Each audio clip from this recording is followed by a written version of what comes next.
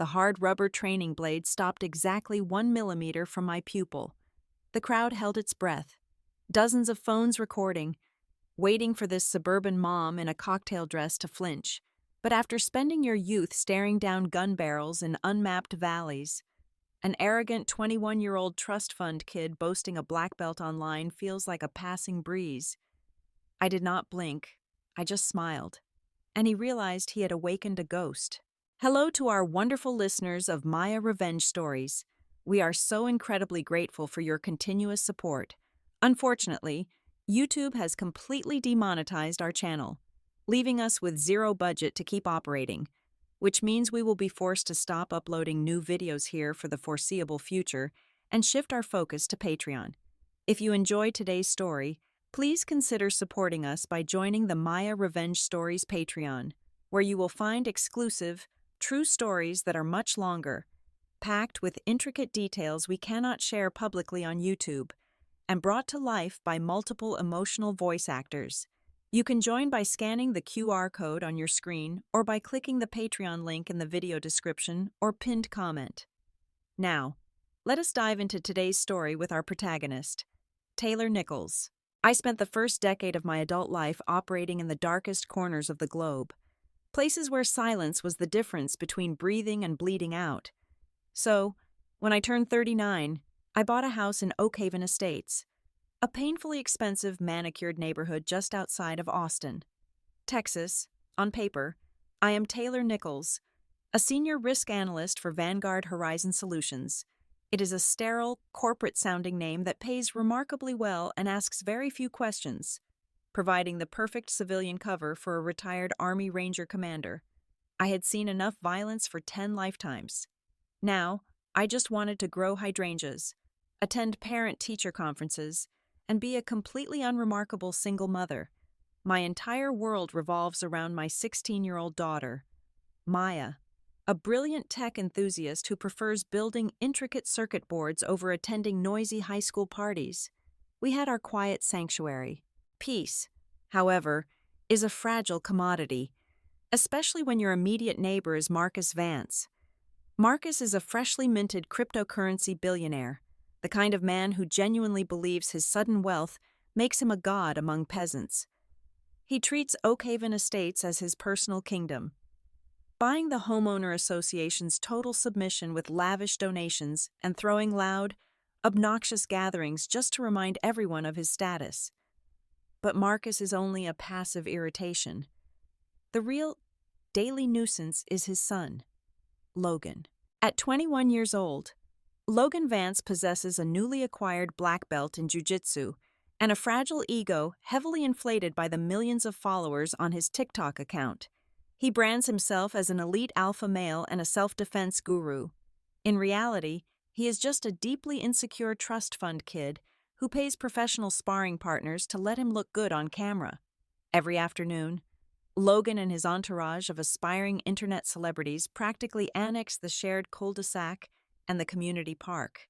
They drag out heavy punching bags, set up multiple tripods, blast deafening electronic music, and film their aggressive, hyper-stylized martial arts demonstrations.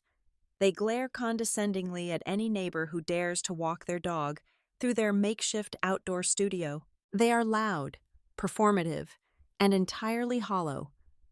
I have stood shoulder to shoulder with real killers, and I can assure you, they do not require a ring light or a hype man.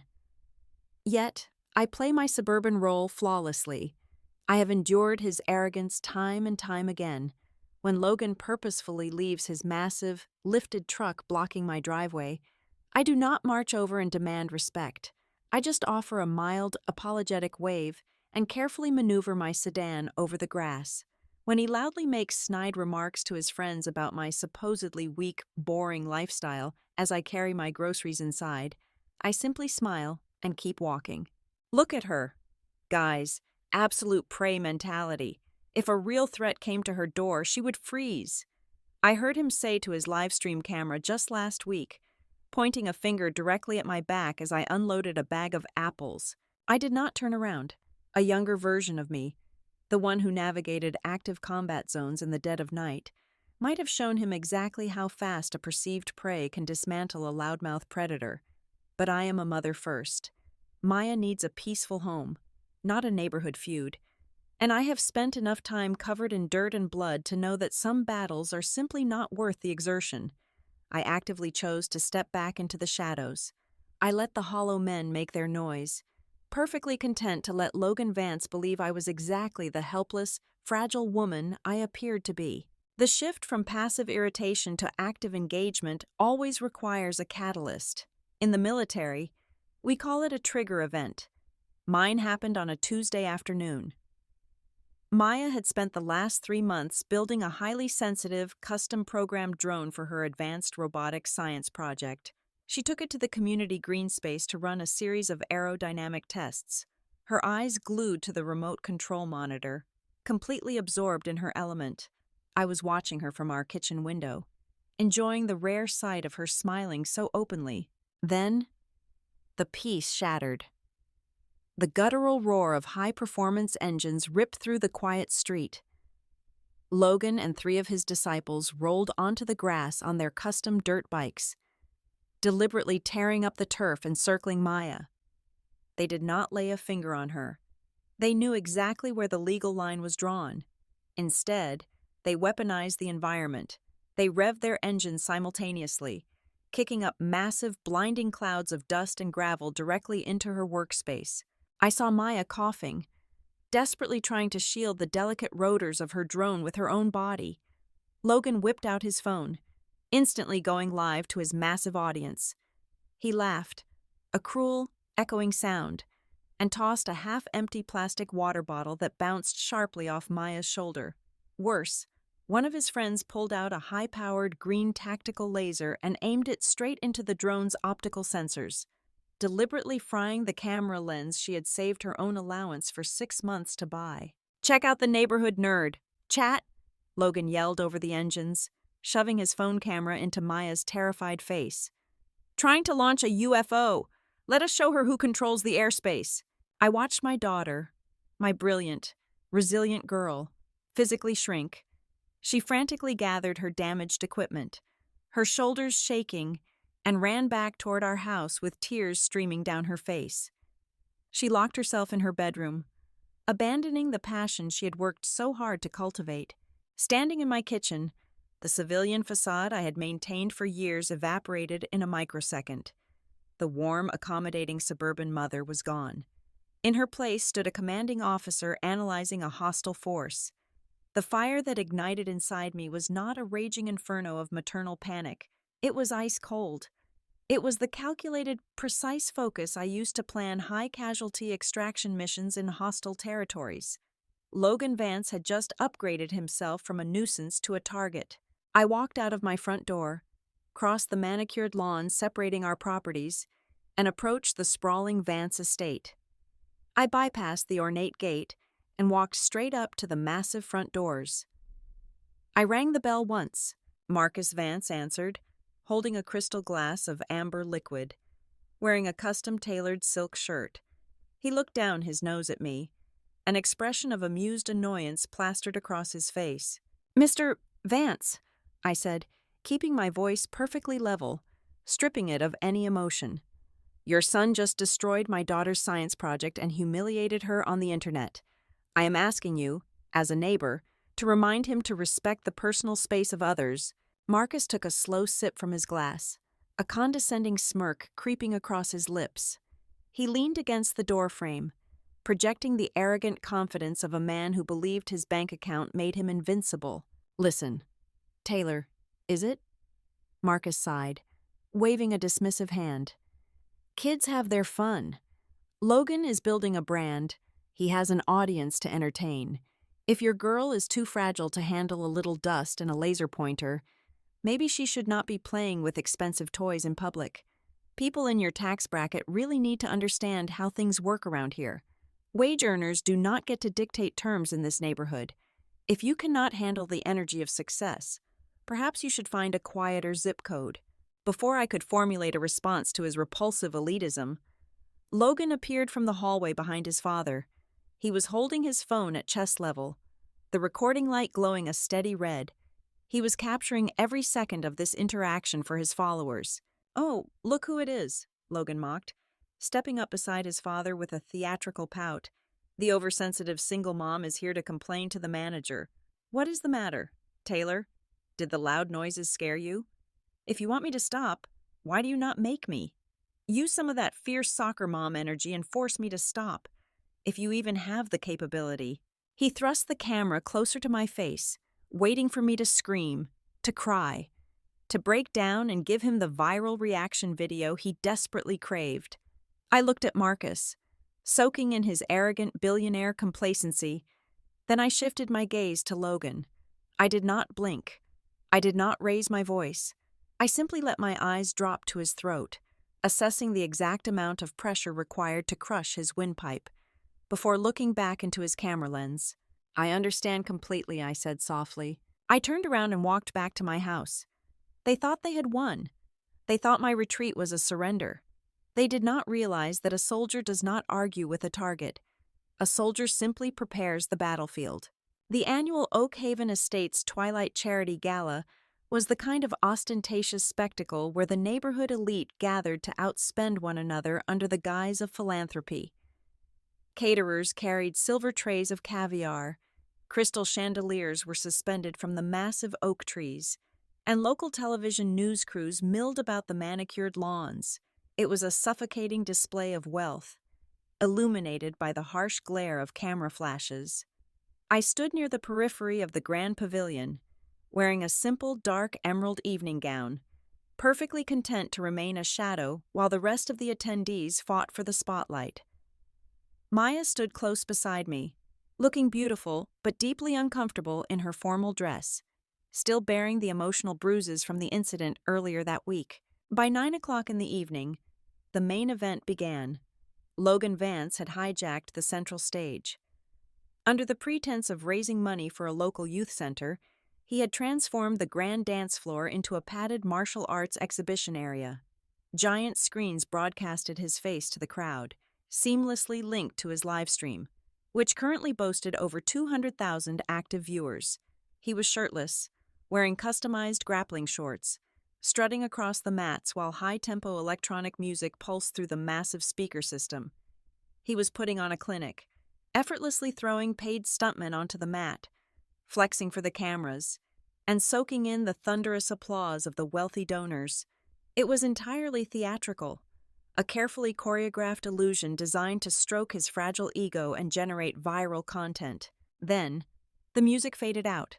Logan grabbed a microphone, his chest heaving with exaggerated exertion, a predatory grin spreading across his face. He paced the edge of the stage, his eyes scanning the crowd before locking directly onto me. "Ladies and gentlemen, and to the hundreds of thousands watching at home right now," Logan announced, his voice booming over the speakers. "Self-defense is not just for the strong, it is for everyone. But to truly understand the danger of the real world, we need to demonstrate a real-world scenario. I need a volunteer, someone who represents the average, everyday citizen, someone who thinks they are safe in their quiet little bubble." Before I could shift deeper into the crowd, a blinding white spotlight swung across the pavilion and locked onto my face. The cameramen immediately rushed toward us, shoving their heavy lenses into our personal space. "How about our lovely neighbor, Taylor?" Logan called out, gesturing grandly in my direction. "Come on up here. Taylor, let us show the world that even a suburban mom can learn a thing or two about survival. Do it for the charity, right?" The trap was brilliantly cruel. It was not just an invitation. It was a digital execution. The crowd of elites, eager for entertainment, began to clap and chant my name. If I refused, I would be branded a coward on a massive public platform. The footage of my retreat would be clipped, edited, and weaponized to torment Maya for the rest of her high school years.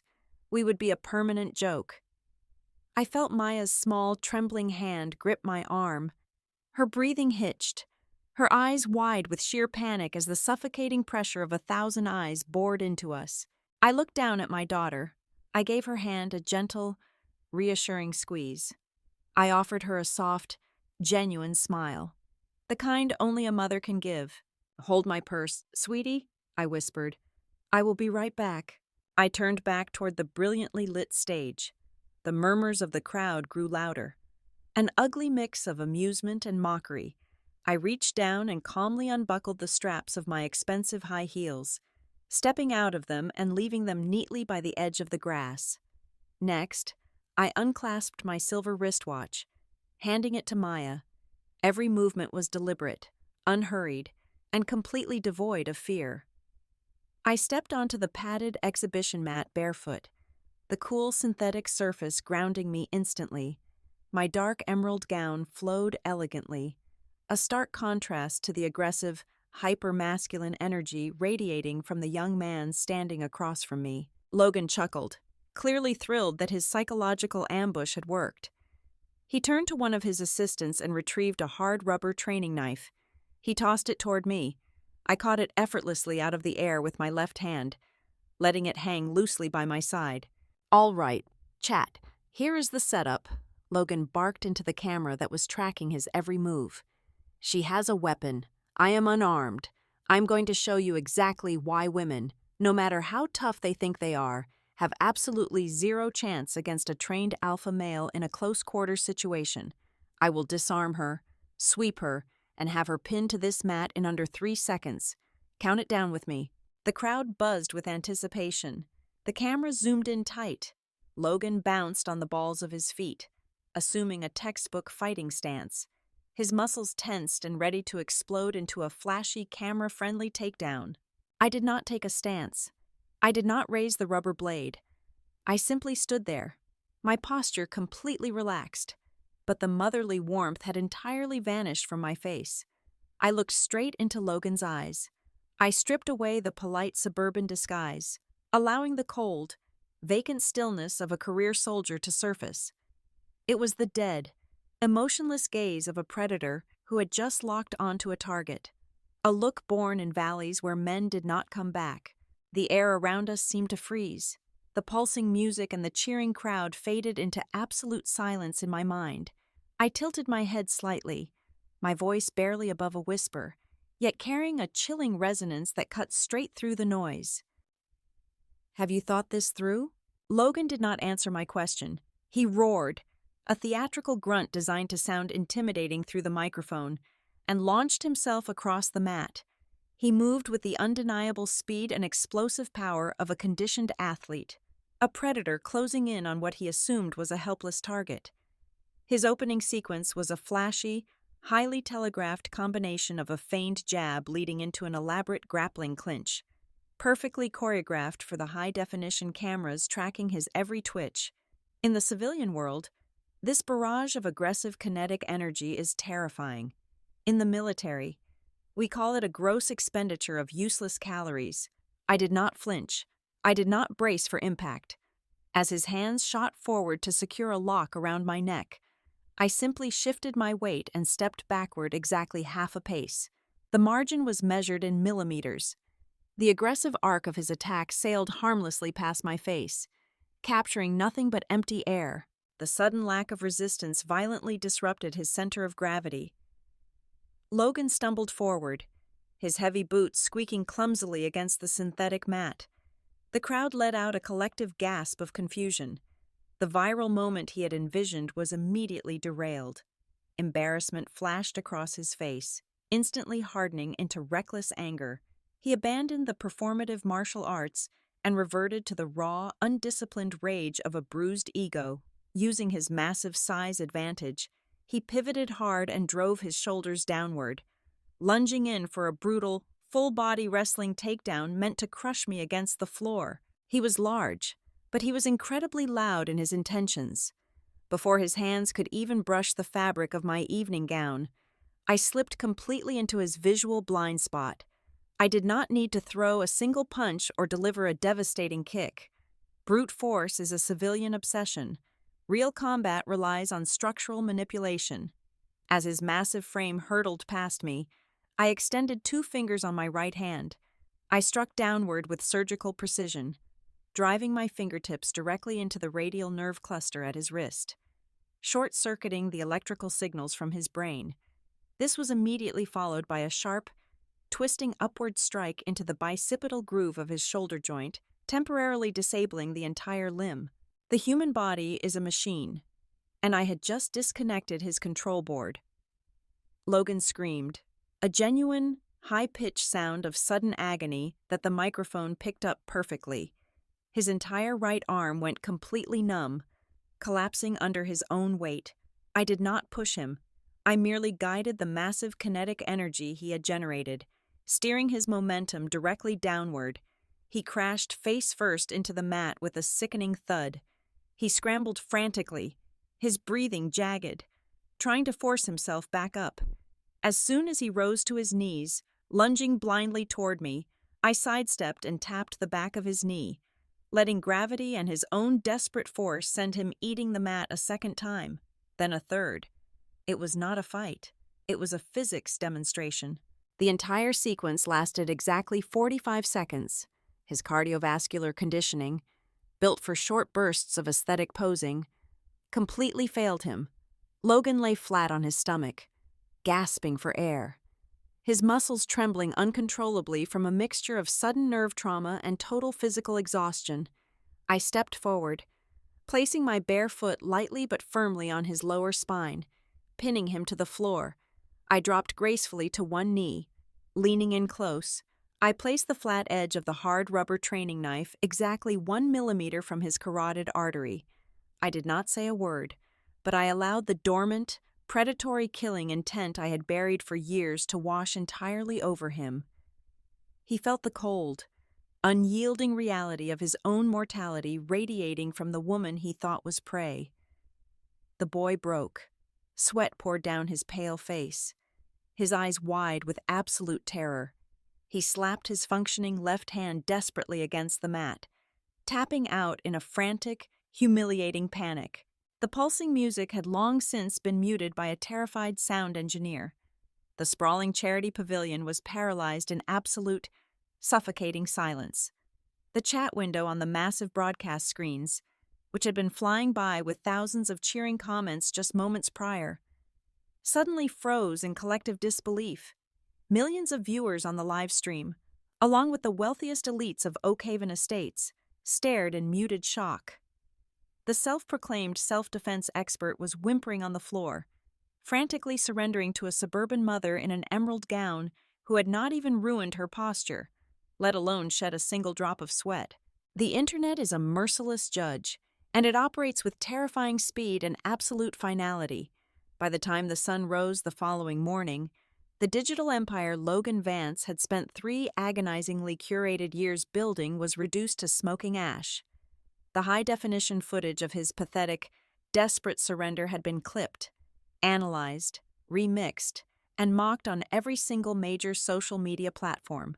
The carefully constructed myth of the untouchable alpha male was shattered in exactly 45 seconds. Within 24 hours, 4 major fitness apparel brands and a leading nutritional supplement company publicly terminated his 7-figure sponsorship contracts, citing morality clauses and brand misalignment. His subscriber count plummeted by hundreds of thousands by the hour. The comment sections, once an echo chamber filled with adoring fans and aspiring tough guys, turned into a relentless digital firing squad. Logan locked himself in his bedroom, refusing to speak to anyone, his fragile ego entirely pulverized. Marcus Vance did not take the public humiliation of his sole heir lightly. For a newly minted billionaire who treated his reputation and public perception as his most valuable currency, my actions were not just an insult, they were a declaration of total war. A man accustomed to buying submission could not comprehend a world where he could not simply purchase a victory. He could not retaliate with physical violence. He knew better than to send armed thugs to my door and risk a messy police investigation in an upscale neighborhood. Instead, Marcus chose the battlefield where he felt absolute, unquestionable supremacy. He decided to use his massive wealth and his shadowy underworld connections to obliterate my life, vowing to his inner circle of sycophants that he would see Maya and me thrown out onto the streets, penniless, unemployable, and completely disgraced. He wanted to ruin my professional career, destroy my financial credit, and brand me as a corporate fraud on a national level. to achieve this total annihilation. Marcus authorized a massive, untraceable offshore wire transfer to hire a notorious, highly skilled collective of black hat hackers based somewhere in Eastern Europe. Their mission was simple but devastatingly malicious. They were ordered to dig up every single piece of personal data on me and, more importantly, breach the secure, encrypted servers of my employer, Vanguard Horizon Solutions. Marcus assumed Vanguard was just another mid-tier financial risk assessment firm serving corporate clients. He wanted his digital mercenaries to extract confidential client portfolios, alter sensitive financial records, and manufacture a digital paper trail that would falsely implicate me in massive corporate espionage, data theft, and embezzlement. It was a Tuesday morning, exactly 1 week after the charity gala, when my highly secured home workstation screen flashed with a silent, pulsating crimson border. I was sitting at my kitchen island, wearing a comfortable cotton robe, calmly reviewing Maya's updated college preparatory schedule. I quietly set down my ceramic mug, taking a slow, appreciative sip of hot black coffee. I did not panic. I did not scramble to disconnect the servers, pull the physical hard drives, or initiate emergency lockdown protocols. I simply leaned back in my chair and watched the incoming attack vectors light up my secondary monitor like a digital fireworks display. The mercenaries Marcus hired were undeniably good at their jobs. They were running a highly sophisticated, multi-layered brute force attack, seamlessly masking their true network addresses through dozens of proxy servers bouncing across networks in Asia and South America. They were methodically testing the perimeter defenses of the Vanguard network, deploying automated penetration scripts, and looking for a single, tiny vulnerability in our outer walls. They were trying to forcefully pick a lock on a door that I personally controlled. I set my coffee mug down on the cold granite counter. I typed in my Level 9 federal security clearance credentials, silently overriding the automated defensive firewalls that were designed to automatically sever connections upon detecting an intrusion, with a few deliberate, measured keystrokes. I manipulated the system architecture, intentionally creating a tiny, seemingly accidental vulnerability in the outer firewall layer. I opened a digital backdoor, essentially rolling out a red carpet for them to walk right into our restricted servers. Marcus Vance had made the most critical, fatal error a predator could ever make in the wild. He fundamentally misunderstood the true nature of his prey. Vanguard Horizon Solutions was not a private financial firm. That was merely a carefully constructed civilian facade. A ghost company. In reality, Vanguard was a highly classified cyber intelligence front operated by federal authorities, designed specifically to monitor, track, and dismantle international financial syndicates, terrorist funding networks, and massive cryptocurrency laundering rings. By directing a targeted cyber attack against our federal servers, Marcus had just elevated himself from a petty neighborhood nuisance to a target of national security interest. He had committed a massive federal crime, but I did not want to just block his hackers and send a warning. I wanted to capture the entire command structure of his illicit financial operation. As I watched the digital mercenaries flood through the back door I had deliberately opened, I carefully guided them toward a specific, isolated server node within our network. I let them discover a heavily encrypted folder labeled as highly confidential internal risk audits and employee disciplinary files. To them, it looked like the ultimate jackpot. The exact kind of fabricated, career-ending dirt Marcus needed to destroy my reputation. They downloaded the entire data packet in less than 3 minutes, completely unaware that the files were a meticulously designed honeypot. It was a digital trap, a silent payload engineered by the brightest, most ruthless minds in military cyber warfare. The very moment those files were unzipped and opened on any local network associated with Marcus Vance, an invisible, microscopic piece of reverse tracing malware would instantly embed itself deep into his system registry. It would quietly bypass his own expensive security protocols, methodically mapping every hidden bank account, every offshore shell corporation, and every illegal transaction his cryptocurrency platform had ever processed, transmitting all of that damning evidence directly to a secure federal database. Completely oblivious to the lethal digital infection he had just willingly downloaded into his corporate mainframe, Marcus was reportedly ecstatic. My surveillance feed indicated he spent the next 48 hours aggressively preparing for the most important night of his professional career. He was hosting a massive, highly publicized press conference at a downtown luxury hotel to launch his highly anticipated next-generation cryptocurrency trading platform. He had invited industry leaders, high-profile financial journalists, and influential state politicians. His master plan was impeccably cruel and entirely reliant on his own arrogance.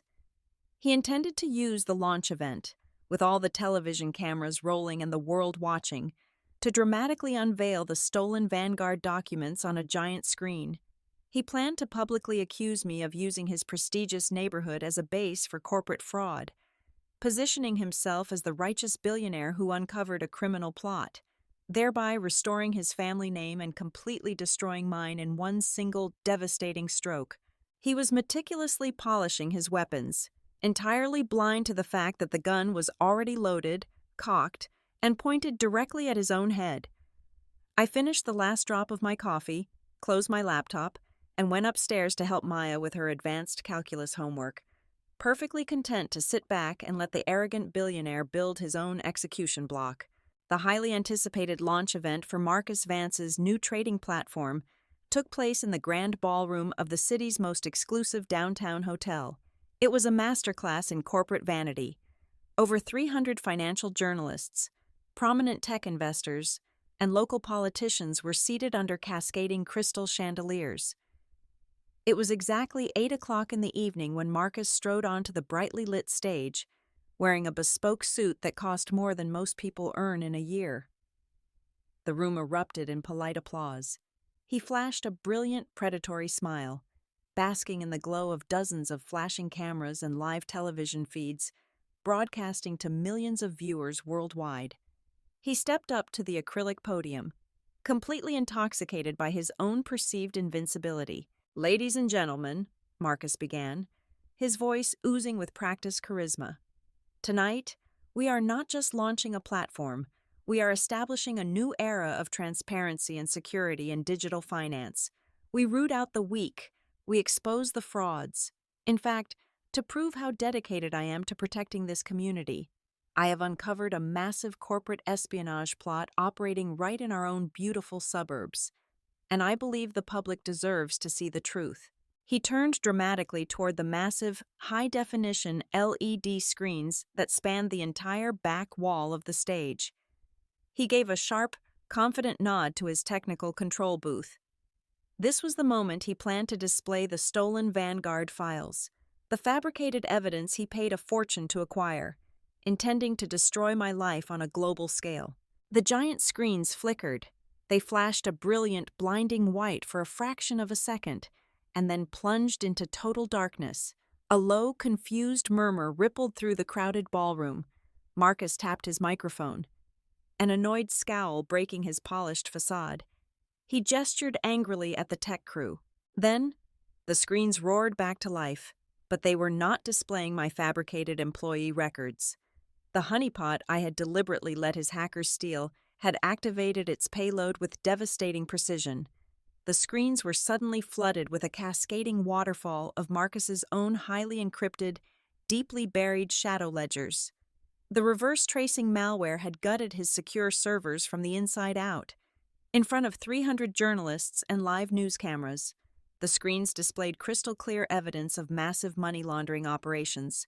There were detailed transaction logs showing tens of millions of dollars being funneled directly into offshore shell corporations controlled by transnational criminal syndicates and Eastern European cartels. The room descended into absolute chaos. Journalists scrambled to point their cameras at the screens, capturing every single routing number and illegal transaction. Marcus turned pale, the blood draining from his face as he stared at his own digital execution. He shouted frantically into his microphone, demanding someone cut the power, but the audio system had been locked out. The malware was in total control. Before Marcus could even step off the stage, The heavy double doors at the back of the ballroom burst open with deafening force. This was not local law enforcement. It was a coordinated, multi-agency federal raid. Over 40 heavily armed agents from the Federal Bureau of Investigation and the Internal Revenue Service Criminal Investigation Division swarmed into the room. Their tactical gear a stark contrast to the sea of luxury suits. "Federal agents! Nobody move!" A commanding voice echoed through the chaotic room. Marcus Vance, the untouchable billionaire who believed he could buy his way out of any consequence, was paralyzed. He did not fight back. He simply stood there, trembling violently. As two federal agents marched onto the stage, forced his hands behind his back, and secured heavy steel handcuffs around his wrists right on live television. They read him his rights as the cameras continued to roll, capturing the total, spectacular collapse of his fraudulent empire, because he had utilized black hat hackers to breach a federal intelligence server. He had triggered emergency arrest warrants that bypassed all standard bureaucratic delays. His assets were frozen instantly. He was finished. The fallout was swift and absolute. 3 days later, at exactly 2:00 in the morning, I heard a quiet, hesitant knock on my front door. I opened it to find Logan Vance standing on my porch. The arrogant, boastful self-defense guru was entirely gone. He looked small, hollow, and absolutely terrified. His father was sitting in a federal holding cell facing decades in a maximum security prison. Their bank accounts were locked, the corporate sponsors were gone, the trust fund was vaporized. He had nowhere else to go, and in his desperate panic, he had finally realized the terrifying reality of who he had chosen to antagonize. He looked up at me, his eyes red and brimming with unshed tears, silently begging for some kind of mercy or intervention. I stood on my porch, bathed in the soft yellow glow of the security light. I felt no desire to gloat. I felt no vindictive joy. I only felt the quiet, steady resolve of a woman who had successfully neutralized a threat to her family. I looked at Logan with a stern, uncompromising gaze, offering him the only lesson he would ever truly need. "True power is not about who you can throw down in front of a camera," I said, my voice calm and perfectly steady. "It is knowing when not to pull the trigger." I closed the door, leaving him alone in the dark. The Vance family empire evaporated from Oakhaven Estates like mist in the morning sun. Within a month, the bank officially foreclosed on their massive, multi-million-dollar mansion. The moving trucks arrived quietly, and Logan packed whatever personal belongings the federal government had not seized, driving away in a cheap rental car under the heavy, humiliating silence of the entire neighborhood. No one came out to say goodbye. Peace finally returned to our street. Now, on warm Tuesday afternoons, Maya confidently stands in the center of the community green space, happily piloting her newly repaired drone as the sun sets over the Texas hills. Her laughter rings out clear and untroubled.